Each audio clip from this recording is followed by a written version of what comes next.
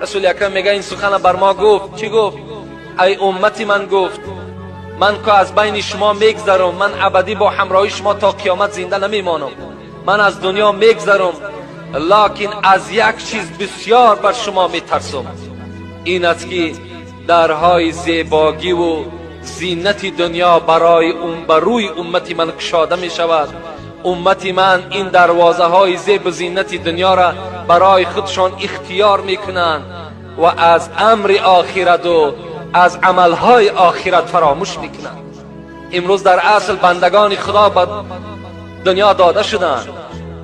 امروز تمام اکثر امت پیغمبر خدا را می بینی همه چی از فقط از پای دنیا دوان است. آیا چرا مسجدهای ما و شما امروز پر نمی شوند؟ زیرا که اکثر امت پیغمبر خدا امروز برای دنیا چیکار کردند؟ یک ساعت عبادت خداست.